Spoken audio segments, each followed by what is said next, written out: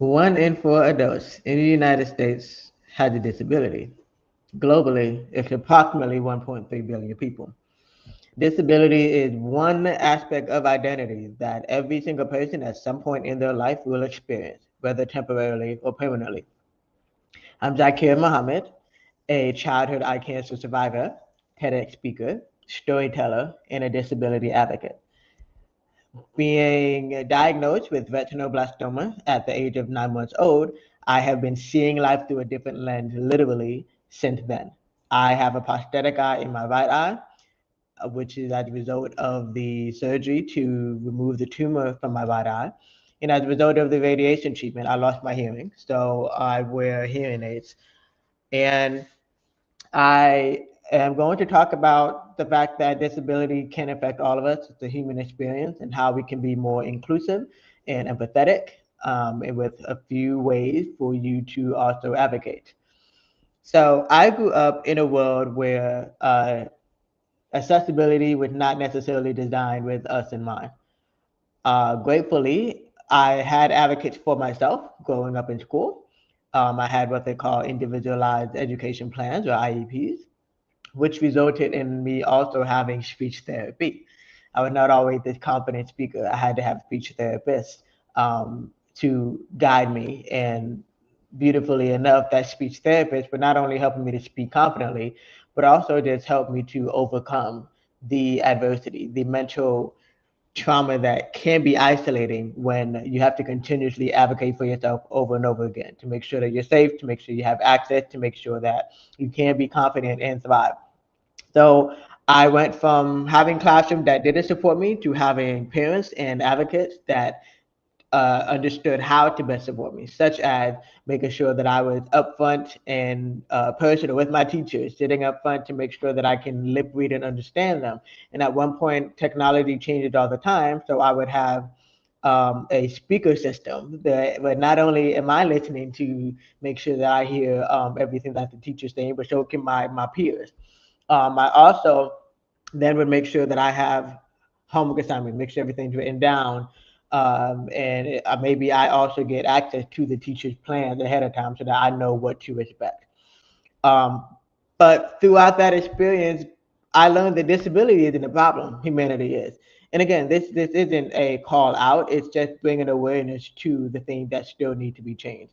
Beautifully, technology is changing and we have captions. I heavily depend on captions in order to make sure that I understand what's being said. And now you heavily depend on captions in order to watch your videos on mute.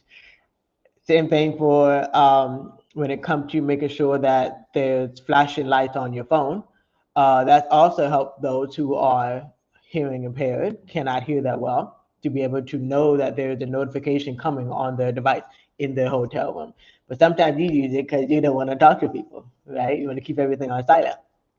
But again, this goes to making sure that we're being more empathetic to even those who have mental differences as well. So one of the things that most people don't seem to do is ask. They don't even ask for help. Ask us how can we support someone who's disabled. So sometimes we have to be the one who seems like we're saying the same thing over and over and over again, and maybe seem like the annoying client or the annoying conference attendee because we want to make sure that are you going to accommodate my need because I'm telling you what I need.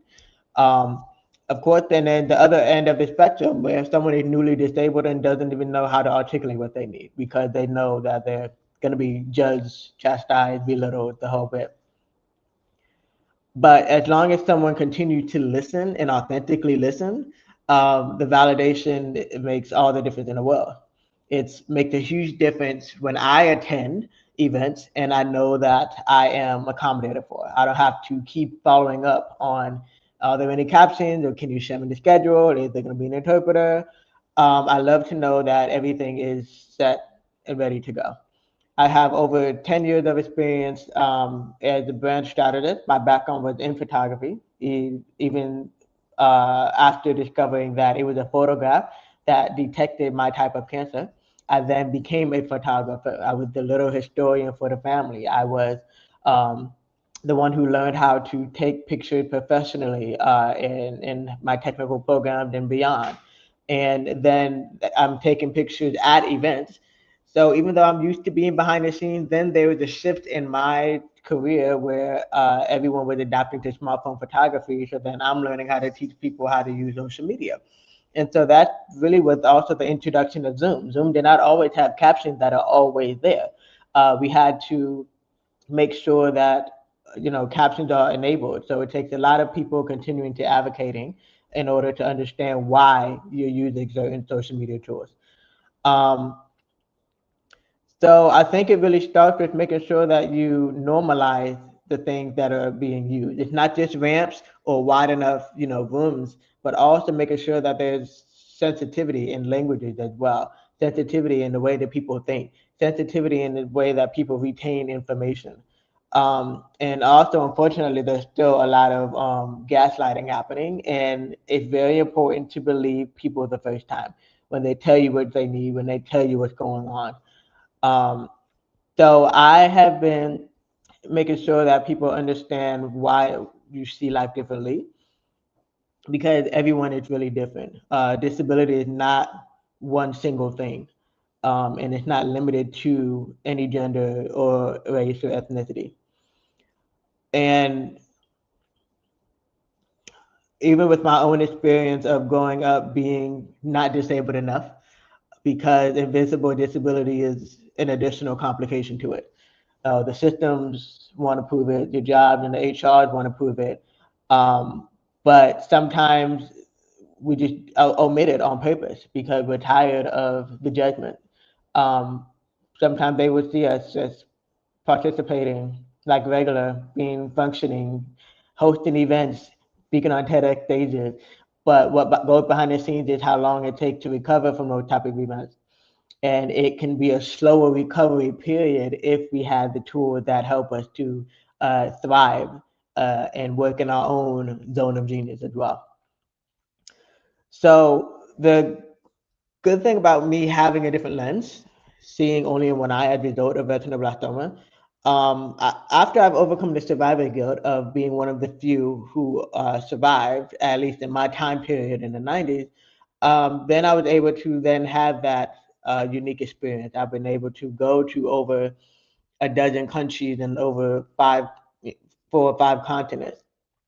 And because of those experiences, but also because going back to the fact that I had somebody else to advocate for me first and foremost, I can then walk through that door or the airport gate, if you will, with confidence, knowing that, okay, I will be okay. 9 out of 10 times, more people do not even travel internationally because of those fears of not being able to hear in a different environment, not be able to see very well. But as long as someone else is being able to advocate for us, it makes it a lot easier for us to advocate for ourselves. So I still have that to say to make sure that you're asking what people need, or continue to do social listening and research, because a lot more people are speaking up and talking about it. So listen, do social listening, um, normalize disability. Do not make it a we'll get back to it, if there's time, if there's a budget. Expand your idea of accessibility and understand that captions are very helpful for everyone, why people need slides ahead of time, why other people prefer certain lighting environments, and believe people the first time. If you are curious about their diagnosis and they're comfortable with telling you, let's put away the victim, the victimizing of, let's stop saying I'm sorry, right? Let's try to unite and just stop. Let's stop saying sorry and just start doing something about it. So if this resonated with you and you want to continue to learn more, you can watch the TEDx talk called Seeing Life from a Different Lens. This is where I was able to talk more about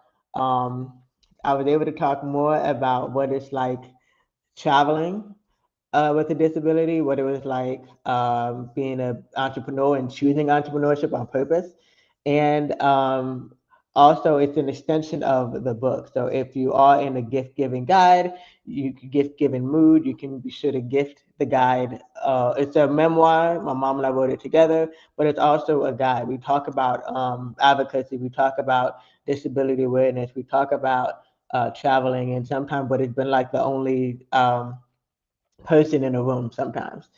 And then last but not least, if you are still curious as to who is Zakira, who am I, and how can I continue to be that consultant for you when it comes to disability of events, travels, and you also, or you want to confidently tell your own story and speak on international stages as well, be sure to go to my link tree and connect with me then. And thank you for watching, and I will see you next time.